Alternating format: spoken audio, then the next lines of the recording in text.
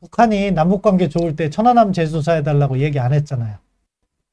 자기들이 진짜 안 했으면 2018년에 남북관계 좋을 때 그 이야기를 공개적으로 했을 거예요. 나라를 지키다가 20세 꽃다운 나이에 정말 이 국민을 지키다가 희생된 이 장병들의 죽음은, 이 명예는 훼손해도 되는 겁니까? 그게 공정이고 그게 정의입니까? 첫 번째, 제가 아까 어느 분이 여기 댓글도 달아주셨는데요. 천안함 재조사 문제가 지난주에 이슈가 됐더라고요. 보니까 군 사망사건 진상규명위원회가 있는데 거기에서 이 천안함 사건을 재조사하자 하는 의결이 있었다고 해요. 그런데요, 여기에 이게 보도가 사실이라면, 제가 조선일보를 본 것 같은데 꼼수가 작동했어요. 천안함 사건 재조사가 아니라 000 외 45명 사건 재조사로 안건이 올라와서 일부 이 진상조사위 위원들은 이게 천안함 사건인지도 모른 채 의결이 됐다는 보도가 있었습니다. 야, 대한민국 이래도 되는지 걱정해요. 아무튼 이 천안함 사건 재조사 문제 관련해서 이게 또 작전본부장으로 현직에 그때 계셨으면 누구보다도 잘하실 건데 과거의 일이기도 하지만, 장군님 이거에 대해서 어떻게 생각하십니까? 처음부터 너무 무거운 주제다 보니까 좀 분위기가 싸한데요. 먼저 천안함 46 용사님의 명복을 기원드립니다. 이번 재조사 건은요, 나라를 지키다가 전사하신 46 천안함 용사들의 정말 고귀한 희생을 의문사로 몰고 가려는 그런 정치적인 의도가 깔려 있다, 저는 이렇게 생각합니다. 왜냐하면요, 2010년 3월 26일 천안함이 발생하고 나서, 천안함 피격되고 나서 바로 민군 합동조사단이 구성이 됐거든요. 네. 이 민군 합동조사단은 우리나라뿐만이 아니고 영국, 미국, 스웨덴, 호주 등 5개 나라에서 최고의 전문가들이 모였습니다.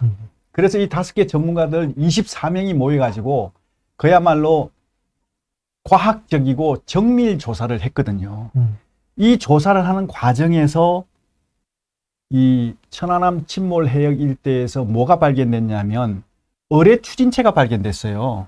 이 어뢰 추진체가 발견됐는데 이 어뢰 추진체에 1번이라는 한글 표시가 되어 있었고요.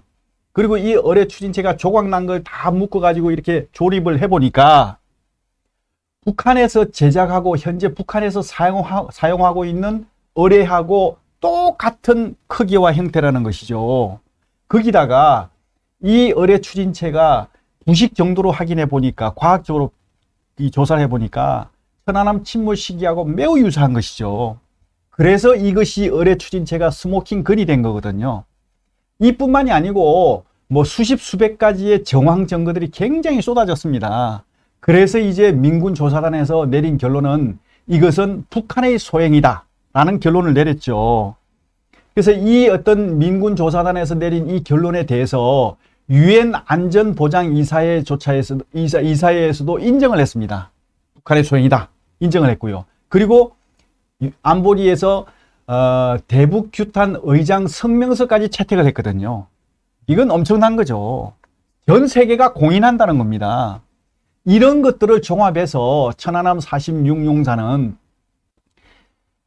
조국 대한민국의 바다를 지키기 위해서 백령도 일대에서 당시에 이제 초계 작전 임무를 수행하고 있었거든요. 초계 작전 임무를 수행하던 중에 불의의 북해군의 북한군의 기습에 의해서 희생된 거 아닙니까? 그럼 당연히 이건 전사죠.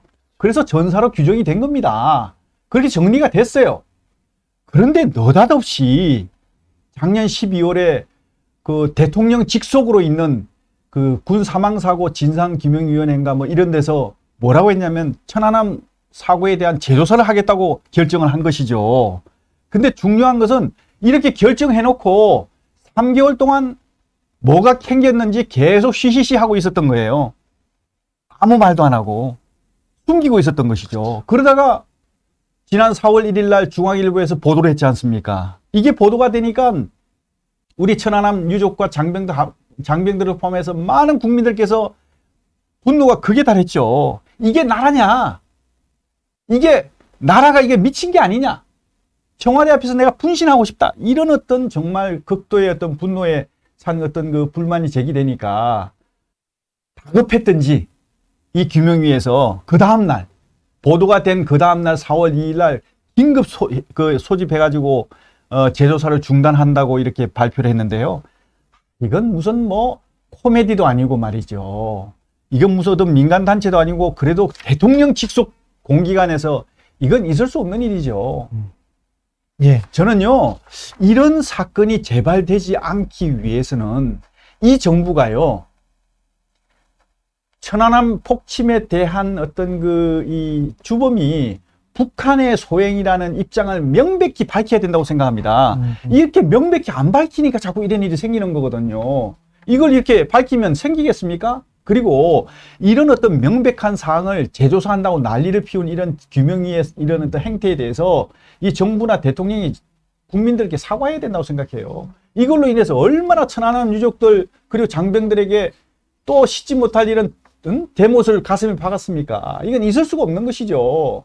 아니, 광주 민주화 운동을 하시다가 희생된 국민들의 명예는 소중하고 나라를 지키다가 20세 꽃다운 나이에 정말 이 국민을 지키다가 희생된 이 장병들의 죽음은, 이 명예는 훼손해도 되는 겁니까? 그게 공정이고 그게 정의입니까? 이 정부가 그게 공정이고 정의라고 생각한다면 저는 이 정권은 두 번 다시 경험해 보고 싶지 않은 정부라고는 단언하고 싶습니다.